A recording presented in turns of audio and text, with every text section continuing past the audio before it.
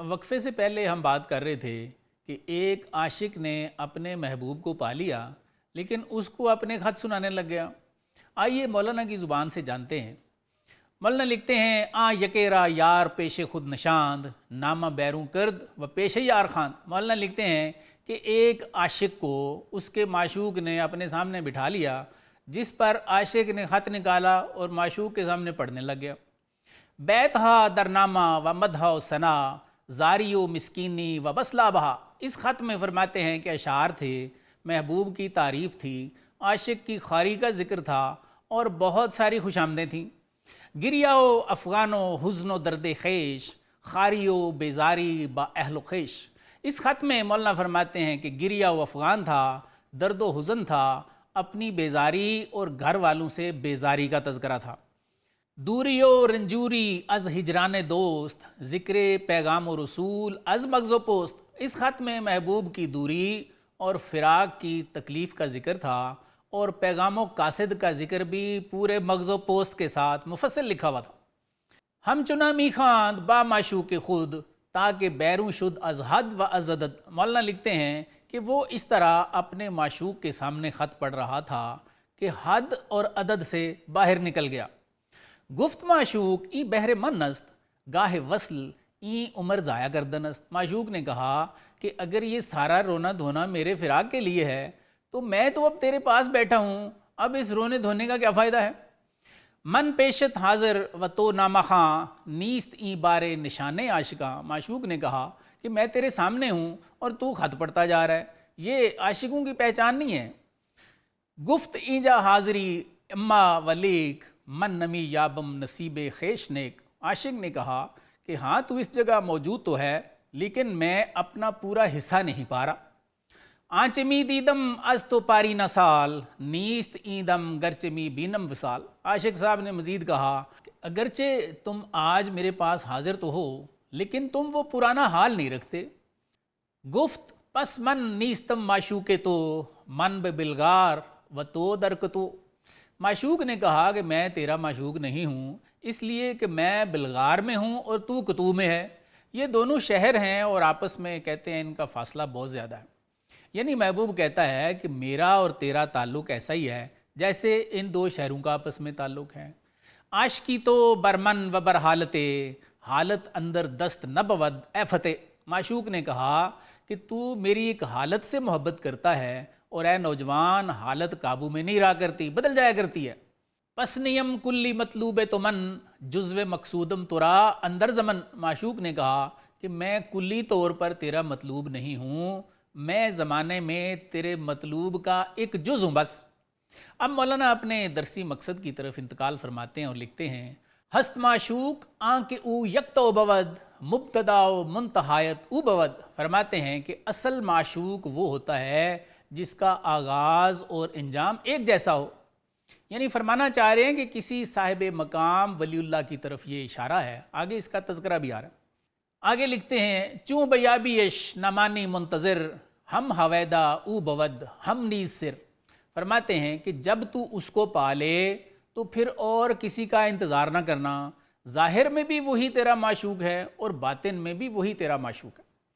آگے لکھتے ہیں میر احوال است نئے موقوف حال بندہ ای باشد مہو سال۔ فرماتے ہیں کہ یہ صاحب مقام ولی جو کہ دوستی کے قابل ہے، اللہ کی دی ہوئی قوت کی وجہ سے حالات پر حاکم ہوتا ہے، حالات کا محکوم نہیں ہوتا، اور سال اور مہینے فرماتے ہیں اس چاند کے غلام ہوتے ہیں۔ چوں بگوئے دھال را فرما کند چوں بہاہ جس مہارا جاں کند۔ فرماتے ہیں کہ یہ صاحب مقام ولی اللہ جب حالات کو حکم دیتا ہے تو وہ تابعداری کرتے ہیں اور جب چاہتا ہے تو جسموں کو روح بنا دیتا ہے۔ کیمیائے حال باشد دستے او دست جنباند شود مس مستے او۔ فرماتے ہیں کہ اس صاحب مقام ولی اللہ کی طاقت حال کی کیمیا ہوتی ہے، یعنی جس پر چاہے اس کے تانبے کو سونے کی مستی عطا کر دے۔ اس سے مراد ہے کہ جب وہ ہاتھ ہلاتا ہے تو تانبا سونا بننے کے لیے تیار ہو جاتا ہے۔ یعنی ولی اللہ اللہ کی دی ہوئی قوت سے جس انسان میں چاہے تصرف کر سکتا ہے، یہ فرمانا چاہ رہے ہیں مولانا۔ آگے لکھتے ہیں گر بہاہد مرگ ہم شیریں شود خار و نشتر نرگس و نسری شود، فرماتے ہیں کہ اگر وہ اللہ والا چاہے تو موت جیسی تلخ چیز کو بھی شیریں کر دے اور کانٹوں اور نشتروں کو بھی نرگس و نسرین بنا دے۔ او بود سلطان حال اندر روش نئے چونتو محروم از حال و کشش، فرماتے ہیں کہ وہ ولی اللہ اپنی رفتار عمل میں حال کا سلطان ہوتا ہے، نہ کہ تمہاری طرح حال اور جذبے سے محروم ہوتا ہے۔ آگے لکھتے ہیں صوفی ابن الوقت باشد در مثال لیک صافی فارغست از وقت حال، فرماتے ہیں کہ صوفی کو ابن الوقت کہتے ہیں، لیکن صافی یا صاحب مقام ولی اللہ وقت اور حال کی پابندی سے فارغ ہوتا ہے۔ اس سے مراد ہے کہ مولانا یہ فرمانا چاہ رہے ہیں کہ ابن الوقت یعنی وقت کا فرزند وہ صوفی ہوتا ہے جو احوال و تجلیات کے آگے مغلوب ہے، بے بس ہے، اور اس سے اضطراراً خوارق کا ظہور بھی ہوتا رہتا ہے۔ اور ساتھ فرماتے ہیں کہ اس سے بڑے درجے کے سالک کو صاحب مقام یا صافی کہتے ہیں، اور فرماتے ہیں یہ ابو الوقت ہے، یعنی وقت اور حال کو قابو رکھنے والا ہے، اس سے خوارق کا ظہور بھی نہیں ہوتا، اور تبلیغ بھی صحیح یہی لوگ کرتے ہیں۔ آگے لکھتے ہیں آنکھ گہے ناقص گہے کامل بود نیست معبود خلیل آفل بود، فرماتے ہیں کہ جو کبھی ناقص ہو اور کبھی کامل ہو وہ حضرت خلیل علیہ السلام کا معبود نہیں، چھپ جانے والا ہوتا ہے۔ و آنکھ آفل باشد و گہے آنو این نیست دلبر لا احب الآفلین، فرماتے ہیں کہ وہ جو غروب ہو جانے والا ہو اور کبھی ایسا ہو کبھی ویسا ہو، فرماتے ہیں وہ بھی دلبر بننے کے لائق نہیں ہوتا، لہٰذا تو کہہ دے کہ میں غریب ہو جانے والوں کو دوست نہیں رکھتا۔ اس سے مراد یہ ہے کہ وہ صوفی جو ابن الوقت ہے اس سے نہیں بلکہ ابو الوقت یعنی کسی صاحب مقام ولی اللہ سے تعلق یا پیوند کرنا چاہیے۔ آگے مولانا ان دونوں صوفیوں کا کچھ مقابلہ کرتے ہیں اور لکھتے ہیں آنکھ او گاہ خوش و گاہ ناخوش است یک زمان آب و یکدم آتش است، فرماتے ہیں کہ وہ صوفی جو کبھی خوش ہے اور کبھی ناخوش ہے وہ ایک لمحے پانی ہوتا ہے اور دوسرے لمحے آتش ہوتا ہے۔ برج ماہ باشد ولیکن ماہ نئے نقش بت باشد ولے آگاہ نے، فرماتے ہیں کہ وہ ابن الوقت صوفی چاند کا برج ہے، چاند نہیں ہے، بت کا نقش ہے، آگاہ نہیں ہے۔ آگے فرماتے ہیں ہست صوفی صفا چو ابن الوقت وقت را ہم چوں پدر بگرفتہ سخت، کیا فرماتے ہیں کہ یہ صوفی باصفا جو ہے ابن الوقت جسے کہتے ہیں، فرماتے ہیں کہ اس نے وقت کو سختی سے باپ کی طرح پکڑا ہوا ہے۔ آگے لکھتے ہیں لیک صافی غرق عشق ذوالجلال ابن کس نے فارغ از اوقات حال، فرماتے ہیں لیکن صوفی صافی یا صاحب مقام صوفی فرماتے ہیں عشق ذوالجلال میں ڈوب رہا ہوتا ہے، کسی وقت اور حال کا فرزند نہیں ہوتا بلکہ اوقات و حال سے فارغ ہوتا ہے۔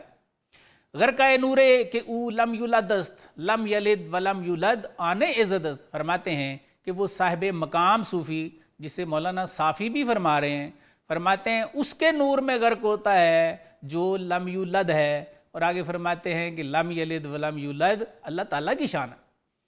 صاحب حال اور صاحب مقام صوفی کا فرق بتانے کے بعد مولانا ہمیں نصیحت فرماتے ہیں، کیا فرماتے ہیں رو چنی عشق گزیں گر زندائی ورنہ وقت مختلف را بندائی، یعنی فرماتے ہیں کہ اگر زندہ ہو تو جاؤ کسی صاحب مقام کا عشق اختیار کرو، اگر صاحب حال سے تعلق جوڑا تو مختلف اوقات کے غلام بن کے رہ جاؤ گے، کیونکہ اس کی اپنی نعمت اتنی ہے۔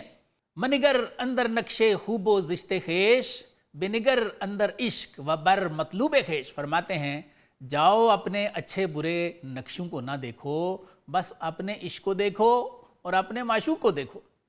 پھر لکھتے ہیں منگر آنکھ تو حقیری یا ضعیف بنگر اندر ہمت خود اے شریف، فرماتے ہیں کہ یہ بھی خیال نہ کر کہ تو حقیر ہے یا کمزور ہے، اے بھلے اپنی ہمت کو دیکھ اور کیا کر، تو باہر حالے کے باشی می طلب آب می جو دائمن اے خوش کلب، فرماتے ہیں کہ تو جس حالت میں بھی ہے طلب جاری رکھ اور اے خشک ہونٹوں والے ہمیشہ عشق کا پانی تلاش کرتا رہے بس۔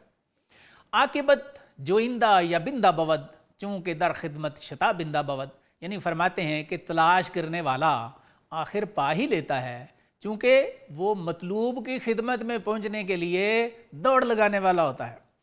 وقت کی کمی کے باعث میں انہی اشعار پہ اکتفا کروں گا۔ آئیے ان اشعار میں چھپے ہوئے اسباق پر ایک سرسری سی نظر کرتے ہیں۔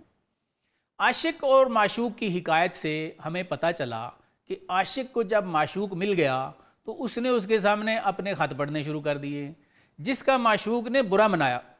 ان اشعار کا پہلا سبق تو یہی ہے کہ جب منزل مل جائے تو پھر اس منزل تک پہنچنے کے ذرائع کا تذکرہ کرتے رہنا فضول بات ہوتی ہے۔ یعنی جب انسان اللہ کو پا لے تو پھر اللہ سے راز و نیاز ہونا چاہیے۔ اگرچہ حصول علم اچھی چیز ہے، لیکن بقول مولانا اللہ تعالیٰ اس کو ناپسند فرماتے۔ یہ مولانا فرمانا چاہ رہے ہیں ان اشعار میں۔ مولانا نے اس ضمن میں اپنا حال بھی لکھ رکھا ہے، وہ بھی آپ کی نظر کرتے ہیں۔ آپ فرماتے ہیں کافیہ اندیشم و دلدار من گوئے دم می اندیش جز دیدار من۔ فرماتے ہیں کہ میں جب مثنوی شریف کا کافیہ سوچتا ہوں تو میرا دلدار مجھے الہام دیتا ہے کہ میرے دیدار کے علاوہ اور کچھ بھی مت سوچ۔ اس لیے خواص منزل پر پہنچنے کے بعد علم ظاہر سے بھی کنارہ کش ہو جاتے ہیں۔ عاشق اور معشوق کی حکایت میں دوسرا سبق مولانا نے ہمیں یہ دیا ہے کہ معشوق وہ ہے جس کا آغاز اور انجام ایک جیسا ہو۔ یعنی ہمیں فرماتے ہیں کہ ابن الوقت صوفی سے نہیں بلکہ ابو الوقت صوفی سے تعلق قائم کرنا چاہیے، یعنی کسی ایسے ولی سے جو صاحب سکر نہ ہو، صاحب صحب ہو، کیونکہ صاحب صحب ہی تبلیغ بھی کر سکتا ہے اور بقول مولانا صاحب تصرف بھی یہی اولیاء ہوتے ہیں۔ ان اشعار کا تیسرا اور آخری سبق یہ تھا کہ ہمیں کسی صاحب مقام یا صاحب صحب، جسے مولانا نے صافی اور ابو الوقت کے نام بھی دیے ہیں، اس کو تلاش کرنا چاہیے۔ فرمایا کہ جو ڈھونڈنے والا ہے وہ آخر پا ہی لیتا ہے۔ پھر اس طلب اور پانے تک کی کوشش کو اس شعر میں کوزے میں بند کر کے حضرت نے ہمارے حوالے کیا ہے۔ یہ پوری سٹرگل جو ہے اس کا خلاصہ ہے۔ کیا فرماتے ہیں؟ عاقبت جو اندہ یا بندہ بود، چونکہ در خدمت شتا بندہ بود۔ یہ کسی سمجھنے والے کے لیے بڑے قیمتی اشعار ہیں یہ۔ یعنی مولانا فرماتے ہیں کہ ڈھونڈنے والا اس لیے پا لیتا ہے کیونکہ وہ ایسے کسی صاحب مقام ولی اللہ کی بارگاہ میں جانے کے لیے بڑی شتابی کرتا ہے۔ اس سے مراد ہے کہ بار بار اس کے پاس جاتا رہتا ہے، اور فرماتے ہیں یہی طریقہ ہے نعمت تک پہنچنے کے لیے۔